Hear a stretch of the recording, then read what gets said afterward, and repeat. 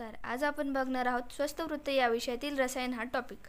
तर रसायन हे अष्टांग म्हणजे जे आयुर्वेदाचे आपले 8 अंग आहे तर त्यापैकी एक अंग होय. ठीक आहे. त्यानंतर रसधातूची रसायन शब्दाची निरुक्ती बघता रस म्हणजे काय आपल्या शरीरातील धातू, रसधातू आणि आयन म्हणजेच काय वहन. तर रसधातूचे संपूर्ण शरीरामध्ये वहन करून ठीक आहे तर सूक्ष्म ते सूक्ष्म स्रोतसापर्यंत जाऊन सप्तधातूंची पुष्टी करणं आणि आपल्या शरीराला बल प्राप्त करून देणं, हे जे कर्म जे द्रव्य करतं त्या द्रव्यास आपण काय म्हणतो, रसायन असे म्हणतो.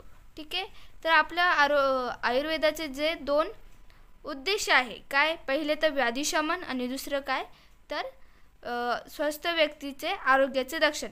तर हा जो दुसरा पॉईंट आहे काय स्वस्थ व्यक्तीचे आरोग्याचे रक्षण, तर हा जो उद्देश आहे तो आपण रसायन चिकित्सा व वाजीकरण याद्वारे सिद्ध होऊ शकते. ठीक आहे. त्याच्यानंतर काय आहे परिभाषा. तर परिभाषा काय स्वस्थस्य ओजस्करम यत्तु यद् वृक्षम तद रसायनम. ठीक आहे. चरक चिकित्सा 1:5. त्याच्यानंतर काय लाभोपायो हि शस्त्रानाम रसादिनाम रसायनम. म्हणजेच काय आचार्य चरक काय म्हणतात, आचार्य चरकानुसार स्वस्थ व्यक्तीमध्ये ऊर्जा वाढविणारे द्रव्य म्हणजेच काय आहे रसायन होय. ठीक आहे. हे द्रव्य व्यक्तीला दीर्घायू ठेवण्यास मदत करते. ठीक आहे. आता दुसरी एक जी परिभाषा आहे ती ज्या आहार विहार व औषधी द्रव्य सेवनाने शरीरामध्ये उत्तम रक्तादी धातूंची निर्मिती होते त्याला आपण काय म्हणतो, रसायन असे म्हणतो. ठीक आहे. आता शारंगधर काय म्हणतात, तर जे द्रव्य अकाली येणारे वार्धक्य आणि रोगांचा नाश करते त्याला आपण काय म्हणतो, रसायन असे म्हणतो. आता अकाली वार्धक्य म्हणजे काय, तर आपण बघतो आता आजकालचे जे लहान मुलं आहे आपली जीवनशैली काय बदलत चालली, बरोबर. तर यामुळे काय होतं की काही मुलांमध्ये अकाली केस पिकतात, म्हणजे ग्रेइंग ऑफ हेअर होतात, केस पांढरे होतात, बरोबर. तर हे काय की अकाली वार्धक्य म्हणजे त्याचं वय आहे का बरं केस पांढरे होण्याचं, नाही, पण हे काय अकाली वार्धक्य आहे. तर याचं सुद्धा काय याला दूर ठेवण्याचं काम रसायन करते. ठीक आहे. आणि रोगांचा नाश करणे. आता आपण काय बघणार आहोत प्रयोजन, म्हणजे रसायनाचं प्रयोजन काय आहे. ठीक आहे. रसायनाचे प्रयोजन, तर प्रयोजन स्वस्थ व्यक्तीचे बलवर्धन. ठीक आहे. म्हणजे काय की जो स्वस्थ व्यक्ती त्याचं काय बल वाढवायचं आहे. ठीक आहे. तर यासाठी आपण रसायनाचा उपयोग करतो. त्याच्यानंतर उत्तम रक्तादी धातूंची निर्मिती.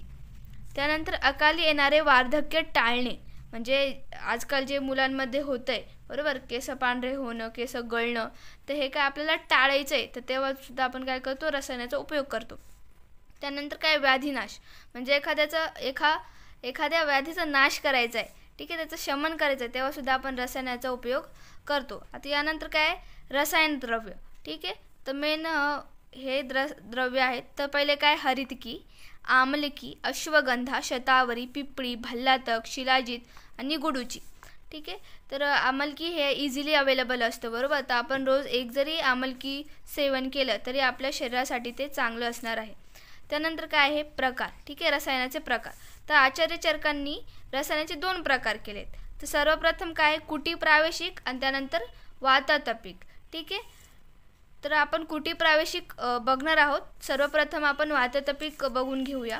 तर आता वाततपिक रसायन म्हणजे काय की यामध्ये म्हणजे कुटी प्रावेशिकची एक आयडिया देते की कुटी प्रावेशिकमध्ये काय असतं की आपल्याला एका स्पेसिफिक ठिकाणी म्हणजे खोलीमध्ये बसायचं असतं 3 महिन्यांसाठी. ठीक आहे. म्हणजे तिथं ऊन वारा जो आहे तर त्याच्याशी संपर्क नाही येऊन द्यायचा. ठीक आहे. तर त्याच्यासाठी हे कुटी प्रावेशिक असते. आता हे वाततपिकचं काय हे बघूया. वात. ठीक आहे. आता येतं वातचं काय वारा आणि आतप. ठीक आहे. तर आतपचं काय ऊन, यांचा संपर्क खंडित करण्याची गरज नसते. म्हणजे इथे कसं आहे की आपल्याला एका स्पेसिफिक खोलीत बसणं मस्ट असतं, बरोबर. तसं यामध्ये नाही. आपण काय करू शकतो, या रसायनाचं सेवन आपण दैनंदिन जीवनामध्ये सुद्धा करू शकतो. ठीक आहे. त्यानंतर काय दैनंदिन जीवनात हे रसायन सेवन केले जाते. ठीक आहे. त्यानंतर काय कुटी प्रावेशिक एवढे फळ या रसायनामुळे मिळत नाही. ठीक आहे. म्हणजे याचा फरक आहे, पण जो कुटी प्रावेशिकचा आहे तो त्याच्या इतका नाही. कंपॅरिझनमध्ये याचा जो इफेक्ट आहे तो थोडा कमी असतो. त्यानंतर काय याला आपण सौम्य मारुत रसायन असेही म्हणतो. ठीक आहे. यात संशोधनाची गरज नाही. त्याच्यानंतर काय कुठलाही धोका नाही. तर ठीक आहे. तर आपण याच्याच विरुद्ध काय करणार आहे, आपण कुटी प्रावेशिकमध्ये सुद्धा लिहू शकतो. म्हणजे कुटी प्रावेशिकमध्ये आणि वातातपिक रसायनामध्ये फरक स्पष्ट करा असं जर आलं तर आपण हे पॉईंट्स लिहू शकतो. आणि त्याचे इथे पण आपण हे लिहू शकतो की इथं वारा आणि ऊन यांचा संपर्क येऊ द्यायचा नसतो. ठीक आहे. आपण कुटी प्रावेशिक बघणार आहोतच. ठीक आहे. आता त्याच्यानंतर काय प्रयोग करण्याच्या उद्देशाने, म्हणजे की जो सेवन करणार आहे, रसायन सेवन करणारा जो व्यक्ती, तो कोणत्या उद्देशाने, ठीक आहे, उद्देशाने तो सेवन करतोय ते रसायन, त्याच्यानुसार आपण काय करतोय, त्याचे प्रकार पाडतोय. ठीक आहे. तर सर्वात प्रथम काय, आजस्रिक रसायन. ठीक आहे. तर आजस्रिक रसायनमध्ये त्याचे उदाहरण काय, आचार रसायन, दूध, षडरसयुक्त भोजन वगैरे. ठीक आहे. तर याला आपण काय म्हणतो, आजस्रिक रसायन. त्याच्यानंतर काय, काम्य. आता काम्याचं म्हणजे अर्थ काय होतो, तो इच्छा. काय होतो, इच्छा. म्हणजे रसायन घेणारं कोणत्या इच्छेने ते रसायन सेवन करतोय त्याच्यानुसार आपण 3 प्रकार पाडलेले.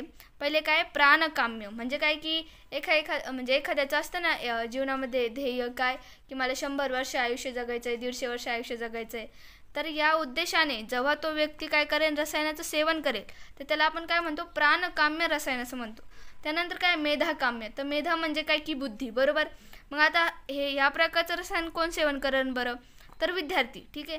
तर विद्यार्थी काय, म्हणजे त्यांना कसं असतं की आपली बुद्धी जी आहे ती तल्लख झाली पाहिजे, एकदम चतुर झाली पाहिजे, म्हणजे जे वाचलं ते ध्यानात राहिलं पाहिजे. तर मग अशा उद्देशाने जेव्हा एखादा व्यक्ती काय करेल, रसायन सेवन करेल, तर तेव्हा काय असेल, मेधाकाम्य. ठीक आहे. त्यानंतर काय, श्रीकाम्य. आता श्रीचा अर्थ काय, कांती. काय आहे, कांती. म्हणजे काय की त्याच्या चेहऱ्यावरचं तेज जे आहे ते वाढलं पाहिजे, अशा इच्छेने जेव्हा तो व्यक्ती रसायन सेवन करेल तेव्हा आपण त्याला काय म्हणतो, श्रीकाम्य असे म्हणतो. आणि नैमित्तिक रसायन म्हणजे काय की व्याधीच्या चिकित्सेकरता एक सहाय्यक म्हणून आपण काय केलं, त्याला रसायन दिलं, तर त्याला आपण काय म्हणतो, नैमित्तिक रसायन असे म्हणतो. ठीक आहे. त्यानंतर काय बघणार आहोत आता आपण, कुटी प्रावेशिक रसायन. ठीक आहे. तर कुटी प्रावेशिक रसायन काय आहे की मी तुम्हाला सांगितलं काय की एक बंद ठिकाणी आपल्याला राहायचं असतं की जिथे आपल्याला ऊन किंवा वारा यांचा संपर्क होणार नाही. ठीक आहे. मग अशी कुटी निर्माण करण्यासाठी सुद्धा काय एक टर्म अँड कंडिशन आहे. तर काय, तर ती जी कुटी आपण निर्माण करणार आहोत, तर ती जी जागा आहे तर ती कशी असली पाहिजे, पवित्र असली पाहिजे. ठीक आहे. त्यानंतर काय, नगरामध्ये म्हणजे एखाद्या ठिकाणी, ज्या ठिकाणी आपण बांधतो त्याच्या पूर्व दिशेला किंवा उत्तर दिशेला ती असावी. त्याच्यानंतर काय, कुटी त्रिगर्भ असावी. आता त्रिगर्भ म्हणजे काय की आपण मंदिरात जातो बघा, तर तिथे काय होतं की पहिले मंडप असतो, त्याच्यानंतर छोटं एक असतं, बरोबर. म्हणजे मंदिरामध्ये एक छोटंसं मंदिर. असंच काय करतो आपण, एकामध्ये एक असे तीन काय करतो, गर्भ बांधतो. काय बांधतो, गर्भ बांधतो. म्हणजे छोटे छोटे रूम बांधत जातो. म्हणजे एका मोठ्या रूममध्ये दुसरी रूम, ठीक आहे, त्याच्यामध्ये अजून एक रूम, असं करून आपण काय करतो, 3 गर्भ अशी असावी. त्यानंतर काय, म्हणजे याचा उद्देश काय असेल की म्हणजे ऊन आणि वारा आतमध्ये येऊ नये, त्याच्यापासून आपला संपर्क नसावा, यासाठी त्यांनी त्रिगर्भ बांधलेली. ठीक आहे. ही खूप इम्पॉर्टंट पॉईंट आहे काय की ती जी कुटी आहे ती त्रिगर्भ असावी. हा खूप मोस्ट इम्पॉर्टंट पॉईंट आहे, लक्षात ठेवा. त्याच्यानंतर काय, ऊन व वारा यांचा संबंध येऊ नाही. ठीक आहे, न येऊ देणे. त्याच्यानंतर काय, आता विधी काय म्हणजे पूर्वकर्म. म्हणजे आपल्याला त्या कुटीमध्ये प्रवेश करायचा आहे. ठीक आहे. तर त्याच्या अगोदर काय गोष्टी करायच्या, तर अगोदर उत्तम मुहूर्त बघायचा, म्हणजे की आपण कोणत्या मुहूर्तावर तिथे जायला पाहिजे, बरोबर, तर ते बघायचं. त्याच्यानंतर काय, क्षौरकर्म करणे. ठीक आहे. त्याच्यानंतर काय, गुरुजन यांना वंदन करून प्राणीमात्रांच्या कल्याणाची इच्छा मनात बाळगून कुटी प्रवेश करणे. आता तुम्हाला वाटत असेल की हे काय दर्शन घेणं. आता मी तुम्हाला पहिले काय सांगितलं की 3 महिने तुम्हाला काय करायचं आहे, त्या गर्भामध्ये म्हणजे त्या कुटीमध्ये तुम्हाला राहायचं आहे. हे काही इझी टास्क नाही आहे. 3 महिन्यांसाठी तुम्हाला जगाशी संपर्क तोडायचा आहे. ठीक आहे. ही म्हणजे जो सत्वचा व्यक्ती म्हणजे जो सत्व गुण ज्याच्यामध्ये जास्त आहे तोच व्यक्ती तिथे राहू शकतोय. ठीक आहे. त्याच्यामुळं काय करायचं आपल्याला, म्हणजे आपल्याला एक प्रकारची शक्ती मिळावी, प्रेरणा मिळावी, यासाठी आपल्याला गुरुजन यांना वंदन करून, ठीक आहे, प्राणी मात्रांच्या कल्याणाची इच्छा मनात बाळगून काय करायचं आहे, कुटी प्रवेश करायचा आहे. ठीक आहे. आणि या अगोदर पंचकर्माद्वारे शोधन करून घेणे. आपण काय बघितलं, वाततपिकमध्ये शोधन करण्याची गरज आहे का, नाही.